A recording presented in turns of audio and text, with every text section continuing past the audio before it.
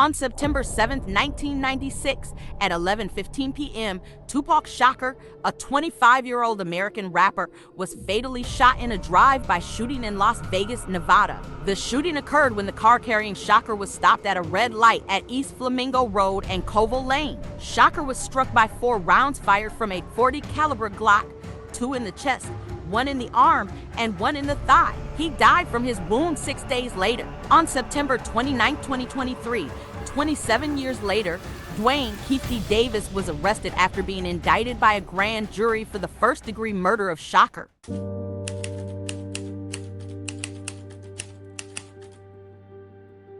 Tupac was born as Laisane Parish Crooks on June 16, 1971, a month after his mother was acquitted in the trial of the Panther 21 for conspiracy to detonate a bomb in a department store. During her youth, she dropped out of high school, partied with North Carolina gang members, and then moved to Brooklyn. After an affair with one of Malcolm X's bodyguards, she became political. When the mostly white United Federation of Teachers went on strike in 1968, she crossed the picket line and taught the children herself. After this, she joined a New York chapter of the Black Panther Party and fell in with an organizer named Lumumba. She took to ranting about killing the pigs and overthrowing the government, which eventually led to her arrest and that of 20 comrades for conspiring to set off a race war. Pregnant, she made bail and told her husband, Lumumba, it wasn't his child. Behind his back she had been carrying on with legs a small-time associate of Harlem drug baron Nicky Barnes and Billy Garland, a member of the party. Lumumba immediately divorced her. Tupac said, I never knew where my father was or who my father was for sure.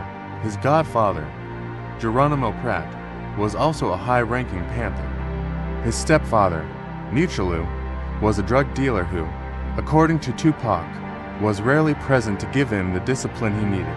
Tupac had a half-sister, Sekiwa, 2 years his junior, and an older stepbrother, Moprimko Mani Shakur, who appeared on many of his recordings. At the age of 12, Shakur enrolled in Harlem's famous 127th Street Ensemble.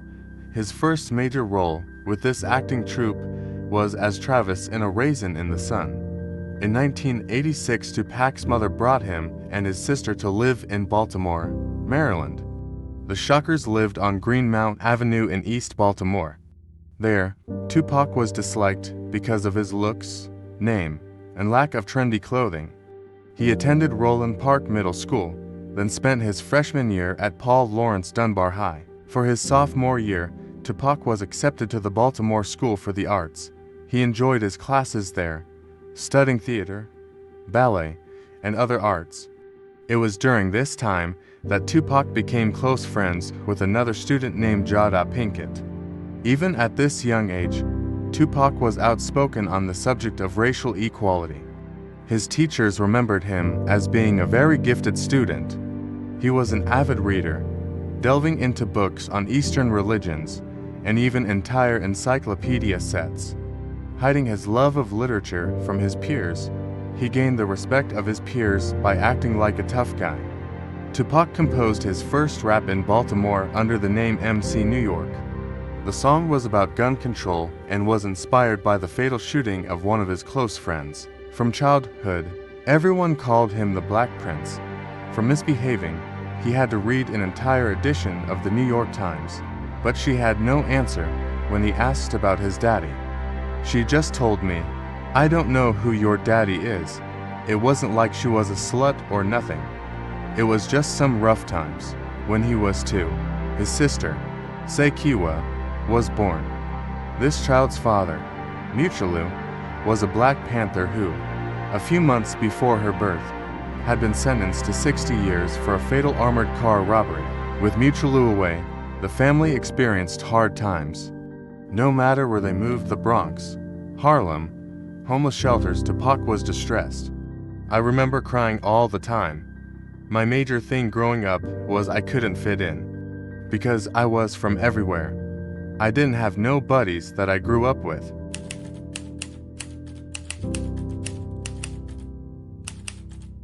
Born on the East Coast, but eventually moving to California, Tupac would make a name for himself on the West Coast, bringing a style of South Central LA to the forefront of hop-hop and making his own brand of gangsta rap. His first solo albums, Tupacalypse Now and Strictly for Mine, Z, had launched Tupac into mainstream fame through his raw talent and closeness controversy. Tupac's behavior became more and more aligned with his persona as an artist, as a hardened thug, a gangster. Yet two events would come to first stunt and ultimately ignite his launching career and launch him in the stratosphere of superstardom. The first of these events began on a 1994 on a trip in New York City as Tupac awaited trial for his involvement in a sexual assault case. The trial had been a huge blotch on what would have been an otherwise finically successful year. The mounting legal defense fees meant Tupac was taking contracts to make guest appearances on others' artists' albums. He would feel increased financial strain despite his marketable success. On this same trip, Tupac decided to drop in on his friend and confidant, another hip-hop legend in the making, Christopher Biggie Smalls Wallace. The visit was prearranged as Tupac had come by Biggie's studio in downtown Times Square Quad Recording Studios. Story has it, Tupac and his entourage arrived, and a friend yelled from upstairs that Wallace was there recording along with Sean Puff Daddy Combs and a Bad Boy Records entourage. As Tupac entered the building, several men inside wore camouflage, a typical style of Brooklyn residents at the time, assuming these were part of Biggie's own security detail. Tupac walked up causally to the men to greet them. He was met with several revealing their 9mm pistols, and Tupac and his people were ordered laid down on the floor. Rather than listen to his would-be assailants, Tupac brandished his own pistol. In the flurry of single shots that followed, Tupac lay bleeding on the ground, and the camouflaged men set to taking his wallet and jewelry, playing dead until his shooters left the building. Tupac then dragged himself to the elevator and rode it to the top floor. As the elevator doors opened, Tupac's first sight was of another group of men along with Biggie and Puff. In Tupac's own words, they looked surprised and guilty as hell. Though all the men came to aid Tupac and call an ambulance, Tupac thought it unforgivable that Biggie not only did not know who the men who robbed him were, but was unable to find out the identity of his attackers.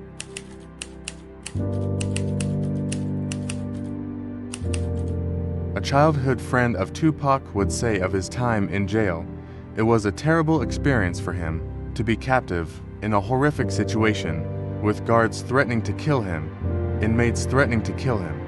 He said, "I have never had people demean me and disgrace me as they have in this jail."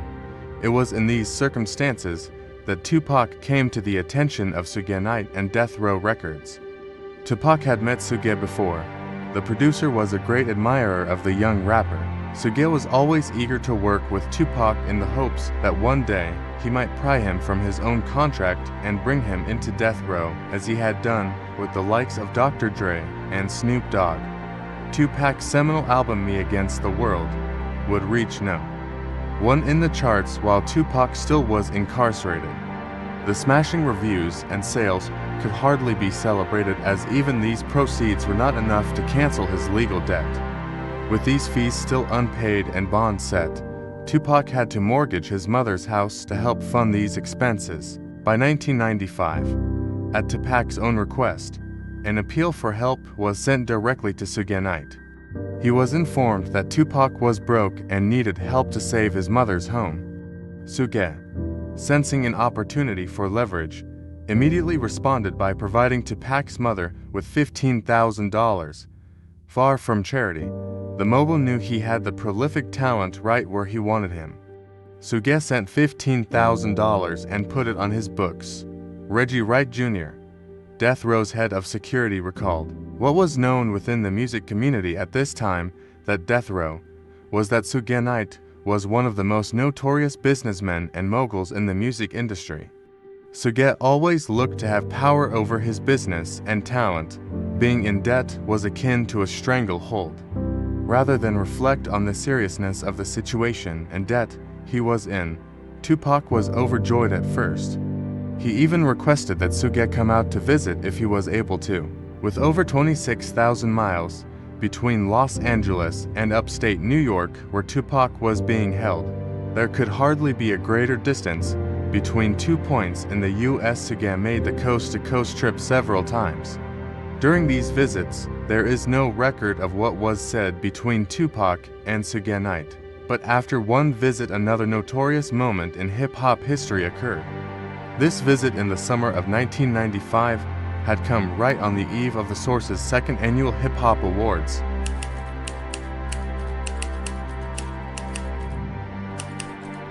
On September 7, 1996, Tupac had come back to Los Angeles from an out-of-town trip. That same evening, Suge had convinced him to attend a Mike Tyson fight in Las Vegas with a death row, a rush, and a party at Suge's club afterwards. The boxing match lasted all but 3 minutes after one of Tyson's signature KOs, but the real drama would be in the event lobby afterwards. On that day, that death row bodyguards consisted mainly of South Central LA Bloods. Only days earlier in Los Angeles, one of the bodyguards present had been beaten and robbed of their death row pendant, a gift given to all in the label's inner circle, by a group of Crips. The death row entourage passed by Orlando Anderson, a known member of the South Central LA Crips, who was identified as the thief to Tupac. With the encouragement of Suge, Tupac and company chased after and jumped Anderson in the lobby in plain view of cameras and passers-by. Anderson was knocked out by a final kick from Knight, and the entourage left the scene. Hours later, Tupac was picked up outside his hotel by Suge Knight himself driving. It was an odd move, since both typically would drive with armed bodyguards in their vehicle and with a security detail tailing them. This evening, Suge arrived with only himself in the front seat, the car behind filled with other death row artists heading to the after party. The two cars were on their way to Suge's own Las Vegas club.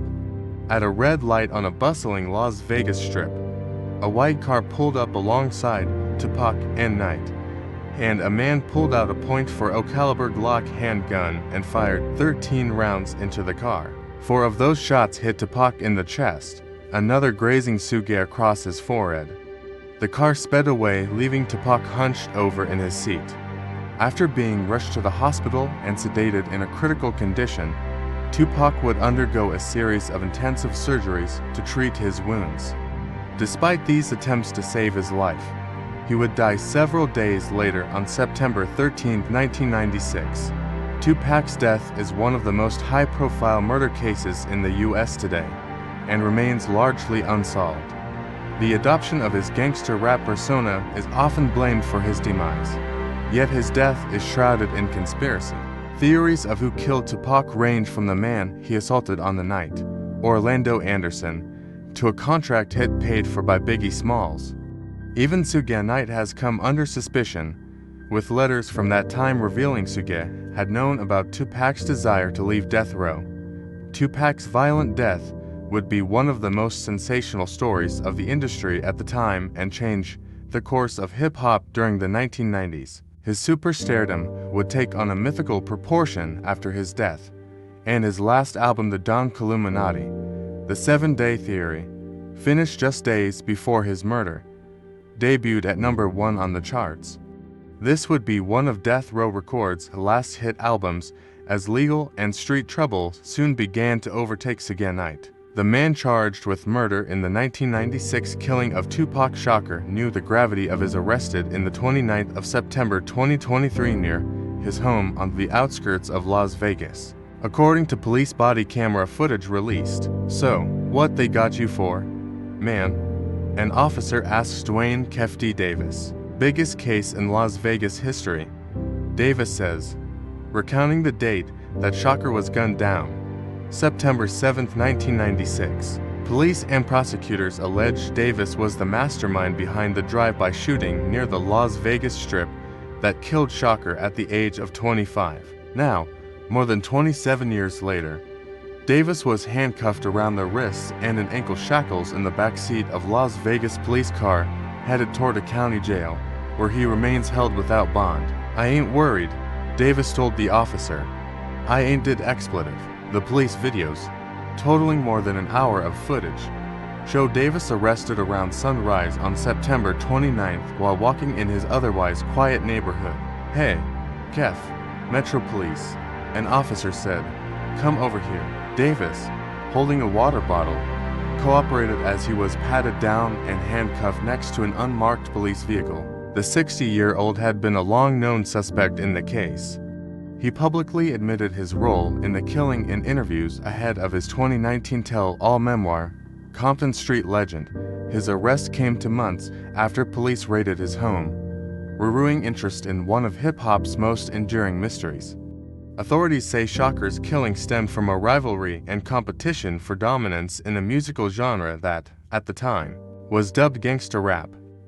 It pitted West Coast members of a Crips sect that Davis has said he led in Compton against East Coast members of a Bloods gang sect associated with rap music mogul Marion Siganite, founder of Death Row Records, the music label representing Shakur at the time of his death. Prior to September 7th of 1996, as we all know, Tupac Shakur was an artist who was signed with Death Row Records.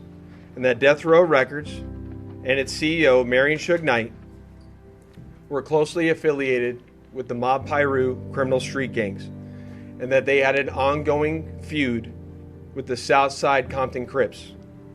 Dwayne Davis was the leader and shot caller of the Southside Compton Crips. And both of these gangs operated out of the Southern California area of Compton. On the night of September 7th of 1996, Tupac Shakur, along with Suge Knight, and members of their entourage, which include members of Mob Piru, came to Vegas to attend the Mike Tyson fight at the MGM Grand Garden Arena. Members of the Southside Compton Crips, which included Dwayne Davis, along with his nephew Orlando Anderson, were also in attendance at the same event. As both were leaving the fight, members of Death Row Records spotted Orlando Anderson near an elevator bank inside the MGM, and at that time they began to kick and punch him near that elevator bank. I will now show you hotel security footage, as many of you have already seen, related to this incident. And on this incident, you will see Tupac Shakur, who's wearing a shiny satiny shirt, along with Marion Suge Knight, who's a large man in a brown suit, punching and kicking Orlando Anderson. Lower your phone. Following this incident, you'll see hotel security intervene, and then they will leave the area of the fight.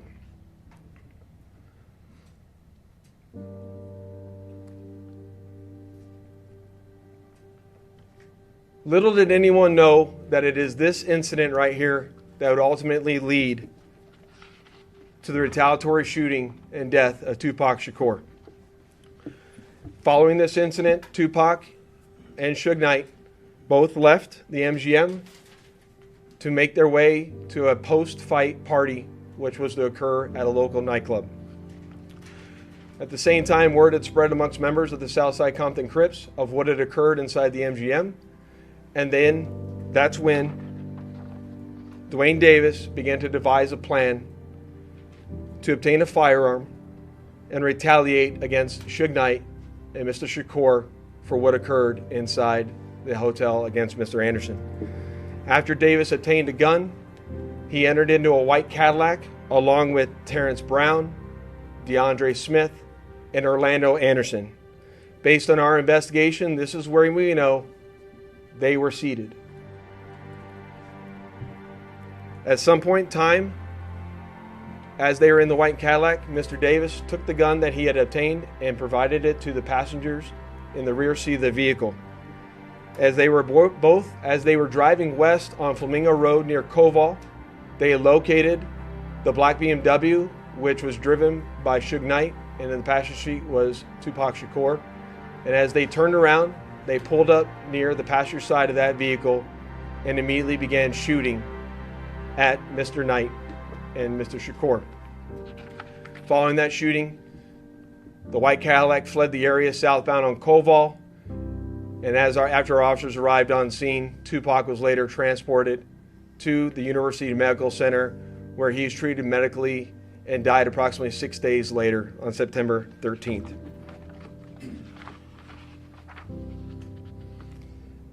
My homicide section handled this investigation from its onset and for a short amount of time. And within a short amount of time, what we knew was that we were working a gang investigation where our victims, our witnesses, and our suspects were all from Southern California and not local to Las Vegas. Within the first few months of the investigation, our detectives knew most of the information I just briefed you on. However, we never had the necessary evidence to bring this case forward and present it for criminal charges. As time went on, this case had been reviewed multiple times by different investigators assigned to my section, but it wasn't until 2018 that this case was reinvigorated as additional information came to light related to this homicide. Specifically, Dwayne Davis's own admissions to his involvement in this homicide investigation that he provided to numerous different media outlets. In our section, we knew at this time that this was likely our last time to take a run at this case to successfully solve this case and bring forth a criminal charge. It was at that time that this case was assigned to Cliff Mogg, a detective within my homicide section. And over the last 5 years, my section worked closely, hand in hand with the Clark County District Attorney's Office and followed a systematic investigative plan over the last 5 years. We've conducted countless interviews and corroborated numerous facts that were not only consistent with the crime scene on the night of the incident, but also corroborated and were consistent with the sequence of events that night. This ultimately led to us procuring a search warrant which was executed at Mr. Davis's residence in Henderson, Nevada. And following the execution of that search warrant, in close coordination with the District Attorney's Office, this case was presented to the grand jury, which ultimately led to Davis being indicted on charges of murder. In the grand design of life, death is the punctuation mark that gives meaning to our existence.